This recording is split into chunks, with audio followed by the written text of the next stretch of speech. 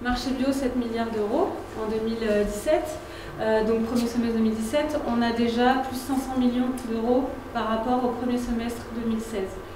C'est vraiment exponentiel et tous les ans, la croissance du marché augmente. C'est-à-dire qu'en 2016, on était à plus 20% par rapport à 2015. En 2017, là au mois de septembre, on est déjà à plus 21,6% par rapport à 2016. Donc la consommation augmente, mais la croissance de cette consommation continue en plus d'augmenter. Jeudi 16 novembre, dans le cadre du mois de la bio, le pôle conversion bio Alsace proposait une journée complète consacrée à l'élevage laitier en agriculture biologique. L'événement se déroulait à Ranspach-le-Haut et proposait un état des lieux des élevages bovins bio dans la région, une table ronde conviant des organismes collecteurs dans le secteur, à savoir Biolait, Sodial et Eurial Ultrafrais représentés par l'Oplase, ainsi que des informations concernant les prérequis de la certification bio et les moyens d'accompagnement mis à disposition par le pôle conversion.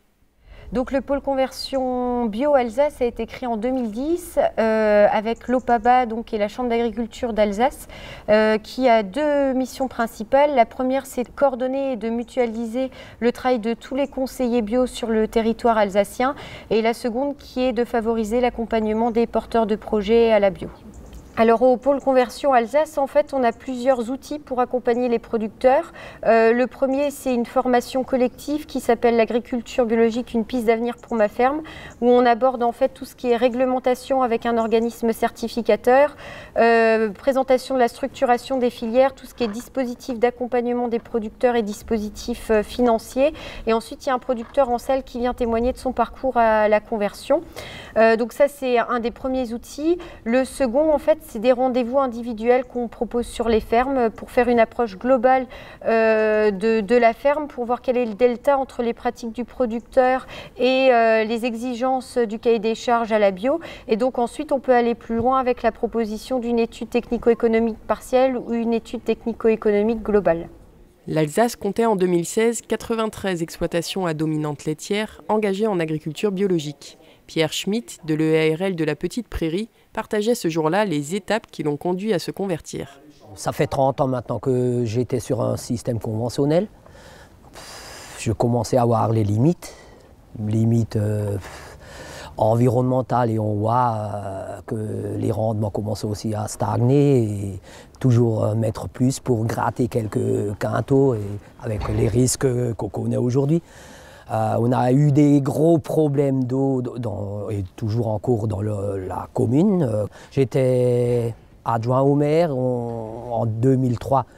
On a déjà fait un plan d'action avec la Chambre d'agriculture et la mairie pour justement mettre les zones un peu autour des protections des sources, plutôt en herbe, et éviter certains produits chimiques. Ça m'a déjà un peu motivé à l'époque, comme j'avais un peu le dossier en main. Et j'ai commencé à faire des formations biologiques sur l'agriculture biologique. Déjà il y a 10 ans, ça a commencé. J'ai fait des visites. Ce qui coinçait au départ, c'est qu'il n'y avait aucune entreprise qui valorisait le lait bio ou même les céréales bio dans le secteur. Et c'est depuis que Biolait commence à collecter ici que j'ai fait le pas. Mais ce n'est pas sur un coup de tête, ça s'est réfléchi depuis un bon bout de temps.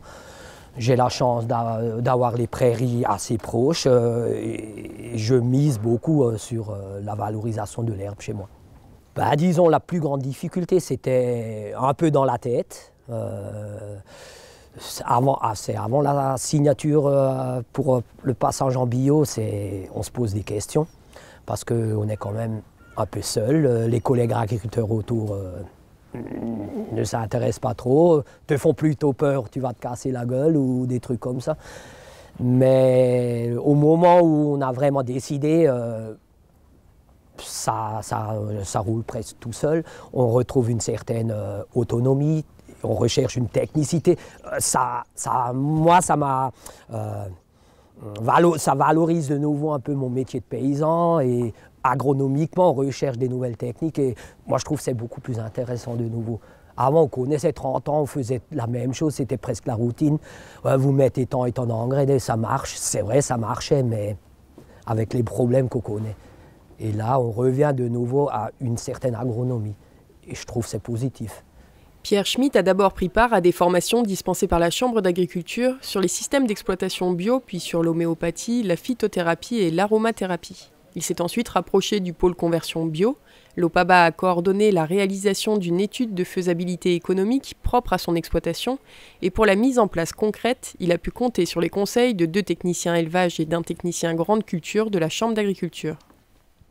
J'ai totalement changé mes cultures.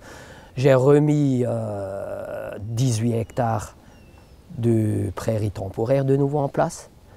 On a fait des échanges parcellaires avec tous les agriculteurs du village pour que mes terres soient à peu près regroupées au niveau de l'exploitation, pour que je puisse faire une rotation sur 70% de la SAU est pâturable chez moi. Ça veut dire qu'il est accessible aux bêtes. Et c'est grâce aux échanges parcellaires qu'on a réussi à faire dans le village pour que mon projet soit plus cohérent. Et que j'ai le moins de voisins aussi autour de moi qui traitent et qui mettent de l'engrais, quoi. Pierre Schmitt est parti sur une conversion non simultanée. Il a commencé par convertir ses terres en mai 2016 et la conversion de ses bêtes s'est donc engagée en 2017 lorsqu'elles ont eu accès à de l'herbe en C2. Il pourra du coup revendiquer un lait certifié bio début janvier 2018. Il quittera alors Sodial pour Biolait. En fait, les résultats techniques sont à peu près équivalents.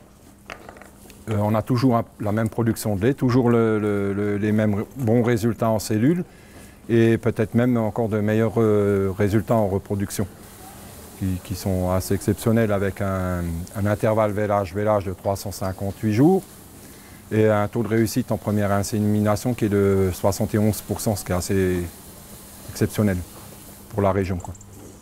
Alors les concentrés, il n'y en a plus, ils n'en achètent plus.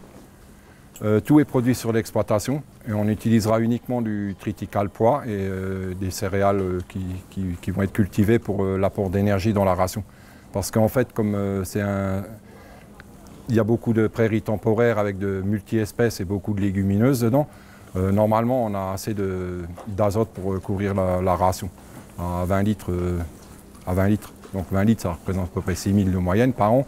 Et avec la quantité de concentré énergétique qu'on va amener, on peut être entre 6 500 et 7 000 normalement, en année normale, quoi, on va dire.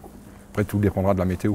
Et à partir du passage en bio, en été, les vaches sont entièrement au pré, jour et nuit.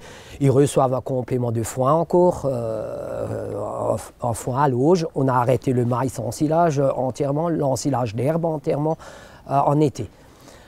L'hiver, les vaches, la ration de base a aussi changé. Il n'y a plus que 3 à 4 kilos de matière sèche de maïs dans la ration. Le reste se fait que par du truc sec, du foin, séché par le séchoir en grange, qui a été installé suite à la conversion. Pour son passage en bio, l'éleveur a réalisé pour plus de 250 000 € d'investissement, comprenant la construction d'un nouveau bâtiment pour le séchage en grange, l'achat d'une autochargeuse et d'une faucheuse frontale. L'année d'avant, il avait déjà acheté une herséterie et une houe rotative en propre, ainsi qu'une bineuse avec un collègue.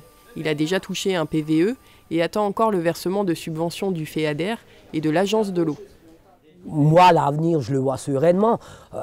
Pour moi, je pense plus revenir en arrière jusqu'à ma retraite, même si le lait bio, il risque, c'est sûr, peut-être de diminuer si beaucoup de conversions se font, mais je n'ai pas fait ma conversion que à cause du prix du lait, même s'il va diminuer un peu par rapport l'écart va être minime par rapport au conventionnel.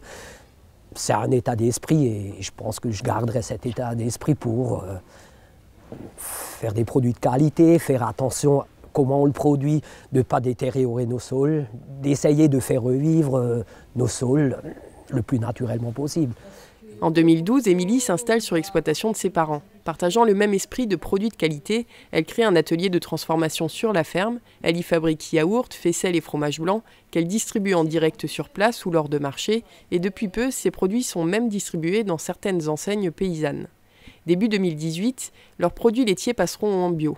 Sauf les yaourts aux fruits qui ne pourront prétendre à la certification que l'année suivante, la période de conversion des arbres fruitiers étant supérieure.